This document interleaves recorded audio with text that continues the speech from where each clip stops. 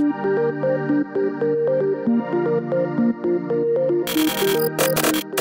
mis des petits bonhommes sur ma présentation parce que je ne vais pas vous parler d'un projet professionnel, je vais vous parler d'un projet associatif. Mais je voulais vous montrer que on pouvait faire bouger les choses dans un domaine, on pouvait s'y impliquer avec beaucoup de passion et avoir beaucoup d'impact sans que ça soit nécessairement son métier. Et donc c'est le projet Open Food Facts. Alors ça c'est un mur de céréales que j'ai pris en photo dans un magasin. Alors on a tous envie de manger sainement et puis que ça soit bon pour la planète, etc. Et par contre, quand on est dans le magasin, c'est compliqué de choisir les céréales les plus saines. Il faut retourner tous les paquets, prendre en note le tableau nutritionnel, les ingrédients, etc. On en a pour une demi-heure et voilà. Et du coup, on s'est demandé, voilà, qu'est-ce que nous, en tant que citoyens, en tant que consommateurs, on pouvait faire pour essayer d'améliorer ça. Et on s'est dit, pourquoi pas essayer de créer une sorte de Wikipédia pour les produits alimentaires. Et donc du coup, c'était en 2012, on a créé une application mobile pour scanner les codes barres et prendre en photo les produits. Et on met tout ça sur une grosse base de données, c'est un site web aussi, openfoodfacts.org, où aujourd'hui on arrive à plus de 650 000 produits pour la France, qu'on met à disposition de tous. Toutes ces données, on les récolte grâce à vous, qui utilisez l'application Open Food Facts ou d'autres applications qui nous envoient les données, et puis on les redonne à tout le monde. Alors à quoi ça peut servir? Il y a des applications qui sont assez évidentes, comme le décryptage des étiquettes. Vous avez peut-être vu ces notes A, B, C, D, E, on commence à les voir arriver sur les paquets, c'est le Nutri-Score. Moi j'ai trouvé ça génial quand j'ai découvert ça il y a 5 ans. C'est vraiment l'équivalent de l'étiquette énergie pour les produits alimentaires. Voilà, plus personne aujourd'hui va acheter un frigo noté C ou D, alors qu'à côté il y a des frigos notés A. Ça c'est la même chose. Imaginez le mur de céréales avec ces notes-là, et du coup, vous, vos enfants, vous choisirez plus vos céréales en fonction du petit animal, mais en fonction de la note. Et le petit chiffre à côté, NOVA, c'est le degré de transformation des aliments pour savoir si les aliments sont ultra transformés ou non.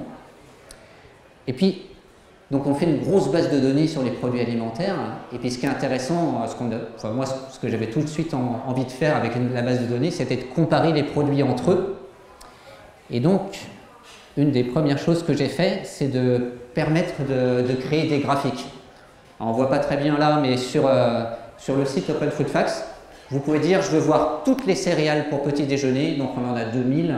Et puis sur l'axe horizontal, j'ai dit que je voulais voir le sucre, sur l'axe vertical, le gras.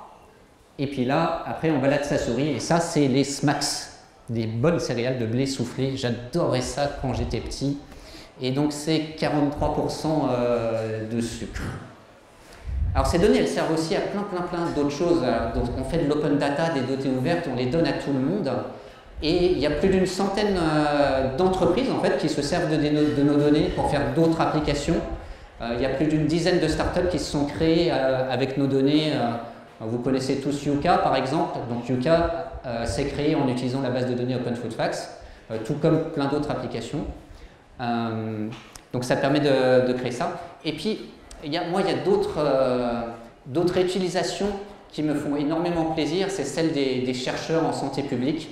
Il y a des équipes d'épidémiologie qui prennent les données d'Open Food Facts et puis qui les croisent avec d'autres données pour essayer de voir quels sont, par exemple, est-ce que les additifs ou est-ce que le bio, ça protège de certains cancers, etc. Alors, est-ce que vous avez entendu parler de Nutrinet Santé? Il me reste encore 30 secondes. Nutrinet Santé, alors retenez ça, c'est le truc à retenir de la soirée. Nutrinet Santé, c'est une cohorte citoyenne. C'est 160 000 personnes comme vous et moi. Tous les 6 mois, on dit, voilà, j'ai mangé ça et ça aujourd'hui. Et puis, c'est des personnes qu'on suit pendant 10 ans. Donc ça a commencé il y a 10 ans. Et c'est grâce à ces données-là, grâce aux données d'Open Food Facts, qu'on peut justement dire après, est-ce que les gros consommateurs de produits light, d'aspartame, etc., est-ce que 10 ans plus tard, ils ont eu plus de diabète, de cancer, etc. que les autres? Et ça va faire avancer la science. Et c'est une façon, en tant que citoyen, pour avoir un impact sur l'alimentation de tout le monde, la vôtre, celle de votre famille, et puis aussi surtout celle des générations futures. J'en suis où?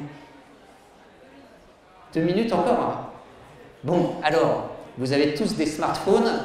Alors, sortez vos smartphones et vous allez sur l'App Store ou Google Play et vous pouvez télécharger l'application Open Food Facts, puisque ça fonctionne de façon, c'est de la collecte citoyenne. C'est-à-dire que vous scannez des codes barres de produits, vous pouvez envoyer les photos, tout de suite c'est partagé avec tout le monde. Et puis l'avantage par rapport à d'autres applications, c'est que c'est vraiment partagé avec tout le monde. C'est pas juste Google ou d'autres qui prennent vos données et qui les gardent bien jalousement. Nous, on les donne à tout le monde parce que les données sur les produits alimentaires, c'est vraiment des données qui sont d'intérêt public et qui doivent être publiques. Et c'est pour ça qu'on a créé ce projet. Voilà.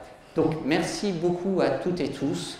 J'espère que vous trouverez des super boulots dans le domaine de l'alimentation parce que c'est un domaine passionnant, il y a tout plein de choses à faire. Et même si ça ne devient pas votre métier, il y a tout plein d'autres façons de vous impliquer, comme par exemple en faisant la cuisine. Voilà. Bon, merci, je crois que j'ai fini.